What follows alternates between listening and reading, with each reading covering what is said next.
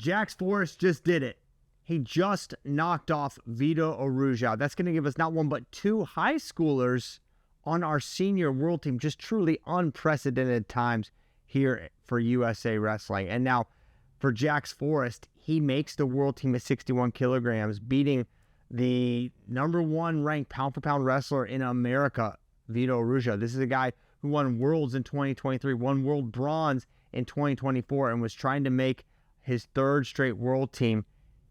But Jax Forrest got it done. And now I think we saw some glimpses of why maybe we saw a delay here from Vito. Vito, this match, of course, obviously did not happen in June during Final X. It got delayed. And you saw at the end of match 2, Vito didn't have anything left. He didn't have anything left for Jax Forrest. Now, that first match, let's start there. First match was incredible with an amazing, amazing finish. Vito strikes first, leg attack takedown, and then a scramble for Jax Forrest, and he ends up coming out on top 2-2 at the break. Vito responds at the break, gets one more point. It's 3-2, and there's some exchanges happening. There was a long, drawn-out exchange, and then by the probably 20, 30 seconds, initiated from a Vito Arujau shot. Jax scrambled, he threatened, and they end up in kind of a short offense.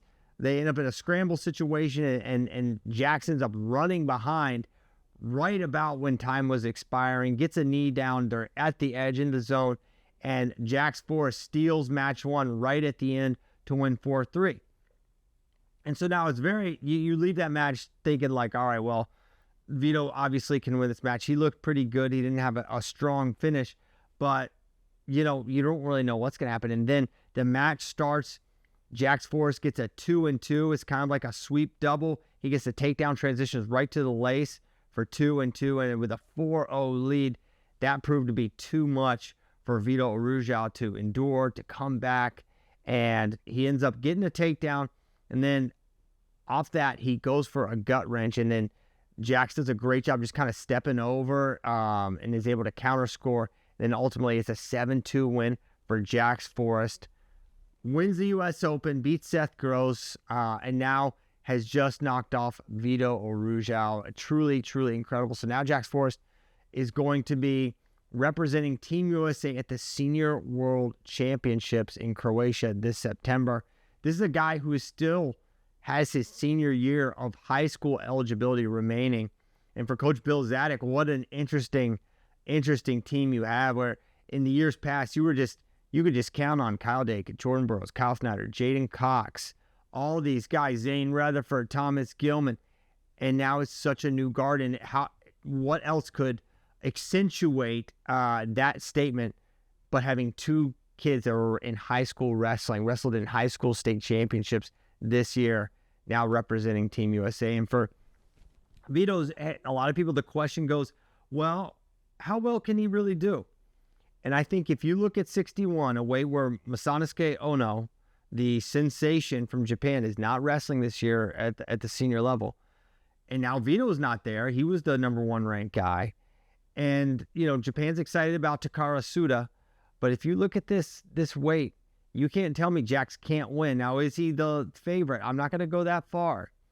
But you can't tell me he can't win. You can't tell me that Jax Forrest is not going to get a lot better in the 2 months he has between now and the World Championships. Expect a different Jax Forrest by the time Croatia World Championships come around. So I'm excited to see what Jax can do. I think this weight is a little different from 70 kilograms. I think 70 is a lot deeper. And of course, the PJ Jax discussion is just so interesting. Who could do better? I think Jax can do better. I think they're really very similarly excellent wrestlers. But I think the weight class matters. I think 70 is a little tougher than 61. So that could give Jax a little bit of a better opportunity to place. But with what we've seen from PJ Duke, certainly not a guy you can count out. So now we have all 10 world teamers for Team USA. Now the camps and the preparation continues from now until September. The World Championships are September 13th through 21st, I believe, and going to be an incredible, incredible thing. And so now the question is, very interestingly, you would assume any high school wrestler that makes a senior world team would be very obviously the number 1 wrestler in high school, but that's not necessarily the case, because we've got PJ Duke and Jax Forrest both on the team. You've got someone like Marcus Blaze, who could be as good as any of them. You've got Rainey's on the Greco World team with another year of high school. Just an incredible thing. For me, did Jax do enough to unseat PJ Duke? I think maybe he has, because I think the win over Vito, considering him versus Yanni right now, that's sort of a comparison, right? I would say PJ and Jax's fields that they navigated to their final X opponents were pretty similar, but I think what Vito's proven over the last 2 years and is the number one pound-for-pound guy in senior level, then how do you not give the nod to Jax Forrest? However, PJ Duke just hasn't lost. The guy doesn't lose to high schoolers. He hasn't lost to a high schooler since 2022 when he lost by injury default to Tyler Kasak. That's how far back you got to go to find a high schooler that beat PJ Duke. Whereas Jax Forrest lost not last year, but the year before in his regionals, right? So those are the things that are discussed. But right now, maybe that's an immaterial discussion. It's something that I think fans get into. So that's why I'm addressing it and talking about it. But really interesting, man. It's such a, you felt like when we had Jordan Burroughs and Kyle Dake and David Taylor. I forgot to mention David Taylor's part of that Murderers Row somehow, with Jaden and all those guys.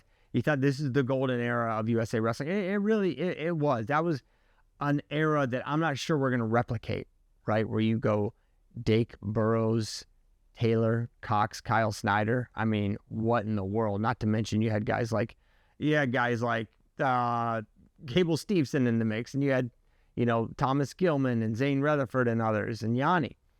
But now it's it's fun because the excitement and anticipation for how well we can do, that hasn't really gone away. I still think there's high expectations for Team USA, but now we have a completely new and a young group that is just really fun to watch. They're totally fearless, and these are wrestlers we're going to be watching for the next couple quads, not just trying to make teams, but win world titles, contend for Olympic titles, potentially win Olympic titles.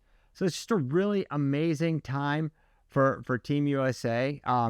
You get, there is nervousness though, because when Jordan Burroughs doesn't make a world team in 2023, it's like, well, this is Chance's first crack. How's it going to go? Didn't go great, right? When Zane Richards beat Thomas Gilman, who was the reigning world and Olympic medalist, reigning world champion, and Zane Richards goes, well, how's it going to go? He beat Thomas, and he doesn't place.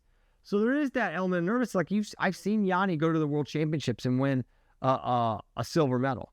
I've seen Vito in 2 straight years come home with a medal, one of them gold. So that wondering, that curiosity, and not to mention you got Levi Haynes' first-time world team. You've got Wyatt Hendrickson, Trent Hidley, all first-time world teamers. It's a unique group. Real Woods, maybe the greenest of all our wrestlers. Real Woods at 65 kilograms. So it's an exciting time, but it's also like, hey, this is a different kind of reality for Team USA. We don't have that Murderers Row, but I still think for me, this is one of the world championships I'm anticipating so highly. I can't wait to see how Team USA does, and just an incredible conclusion to solidifying our senior world team. Congrats to Jax. Your heart goes out to, it breaks for Vito. Vito is like Yanni and most of these guys when they lose weight. These are great dudes and amazing wrestlers. And wrestling does a bad job of giving you someone to really root for and root against, because a lot of these guys are good. And me being lucky enough to know some of these guys, it's even more true. But anyways, I'm rambling. I literally just landed from my flight on vacation, drove straight here and watched the matches, and now I'm talking to you and uploading this video. So excited to be back doing the show tomorrow, which is Tuesday. FRL, going to have JD and Kozak to discuss Fargo and Jax Vito and everything else. So we'll see you then tomorrow morning. Thanks for watching. See ya.